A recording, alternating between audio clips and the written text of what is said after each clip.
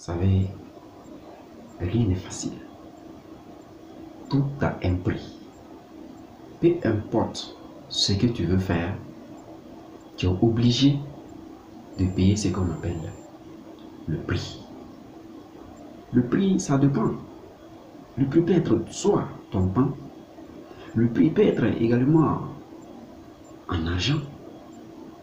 Le prix même peut être très souvent les sacrifices, les violences que tu fais sur toi-même afin de pouvoir naturellement atteindre les objectifs que toi-même tu as voulu atteindre, puis que toi-même tu veux atteindre. Il y a des gens qui rêvent, c'est-à-dire que de se lancer dans une activité parce que ils ont été, je peux dire, inspirés par d'autres. Parce que tu as vu quelqu'un en train de jouer par exemple le piano, en même temps, toi aussi, tu veux automatiquement décider d'être un pianiste. Tu peux forcer, oui. C'est-à-dire que, comme tu n'as aucune notion de base sur le piano, tu vas te faire former. Tu vas te faire former sur les notes majeures, les notes mineures. Et après ça maintenant, tu vas vouloir maintenant te lancer dans le domaine.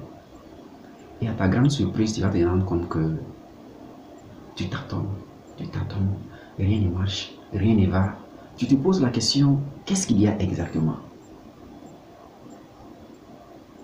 Et pourtant, celui-là même, qui c'est sa passion, celui-là même qui s'est juste levé parce que lui rêve d'être un pianiste, tu vois que cette personne se débrouille pas mal.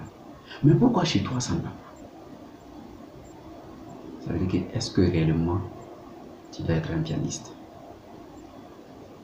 Est-ce que réellement tu dois être un pianiste? Donc il faut se poser les bonnes questions. Tu dois te poser les bonnes questions.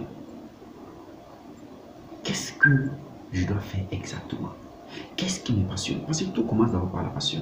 Toutes les grandes réalisations que nous voyons dans ce monde ont déjà été inspirées, ont déjà été conçues par des gens passionnés. Tant que tu n'es pas passionné par quelque chose, rien ne va donner. Rien ne va donner. Donc il faut, c'est-à-dire qu'une passion totale. Une passion totale.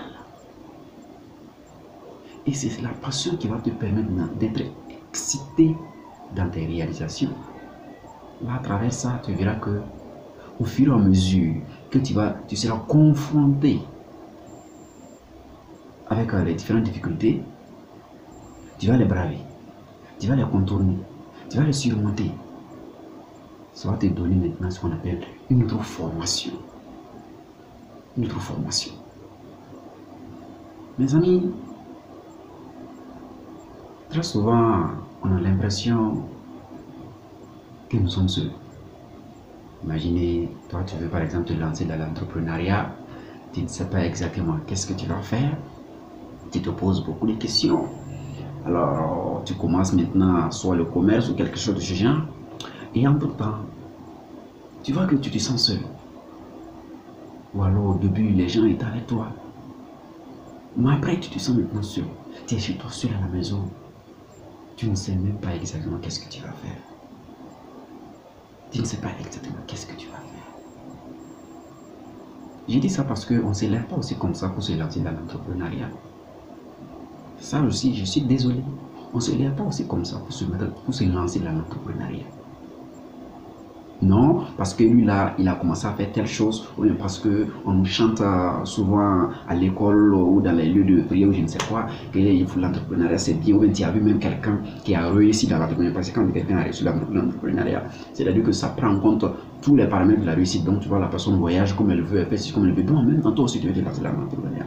Tu ne sais même pas exactement qu'est-ce que tu vas faire.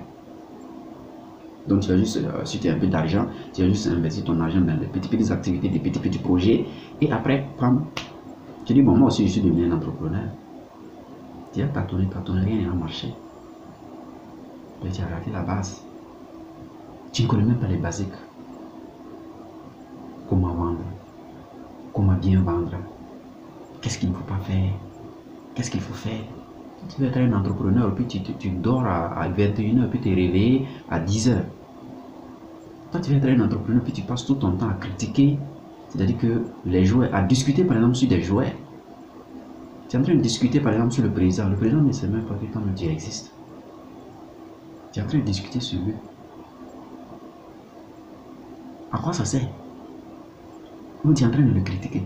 Lui, il est par exemple dans son palais. Toi, c'est-à-dire que chez toi. Et vous êtes en train de faire débat sur ce qu'il a fait. Il n'est pas en train de t'écouter. Il a d'autres choses à gérer. Parce que toi, tu es critique. À savoir si tu es critique, mais vont le parvenir.